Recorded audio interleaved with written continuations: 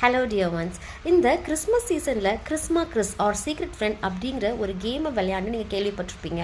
ஸ்கூல்ஸில், ஆஃபீஸஸில், காலேஜஸில் எல்லாத்துலேயுமே இந்த கேமை பரவலாக விளையாடுவாங்க.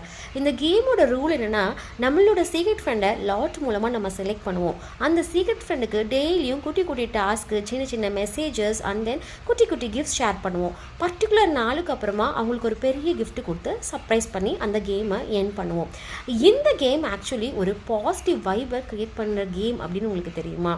அதாவது நம்ம ஒரு கேங்காக விளையாடும் போது அந்த கேங்கில் இருக்க எல்லா நபரையும் நம்மளுக்கு ரொம்ப நல்லா தெரிஞ்சிருக்காது. ஸோ இந்த கேம் மூலமாக அவங்களோட டாஸ்க்கை நம்மளுக்கு செய்யும் போதோ இல்லை நம்ம அவங்களுக்கு நம்மளோட டாஸ்க்கை செஞ்சு காட்டும் போதோ அவங்களோட எனர்ஜி, அவங்களோட வைப்ஸ் அண்ட் அவங்களோட ஹிடன் டேலண்ட்ஸ் எல்லாமே இதில் வெளிப்படும். நம்மளும் ரொம்ப ரெஃப்ரெஷிங்காக இந்த கேமில் ஃபீல் பண்ணுவோம். அதுபோக இன்னொரு விஷயம் என்னென்னா, நம்ம ஆஃபீஸில் ஒர்க் பண்ணும்போது நம்மளுக்கு சில காரணங்களால் நம்மளுக்கு பிடிக்காமல் இருக்கும். அந்த ஃப்ரெண்டே நம்மளுக்கு கிறிஸ்மஸ் ஃப்ரெண்டாக வந்துட்டாங்கன்னு வச்சுக்கோங்களேன். நம்ம அந்த எனிமிட்டியெல்லாம் மறந்து இந்த கேமை என்ஜாய் பண்ணுறதுக்காக அவங்களுக்கு ரொம்ப நல்ல டாஸ்க்ஸையோ நல்ல மெசேஜஸையும் கொடுக்க ஆரம்பிச்சிருவோம். அவங்க கூட நம்மளுக்கு ஒரு நல்ல ரேப்பும் உருவாக ஆரம்பிச்சிடும்.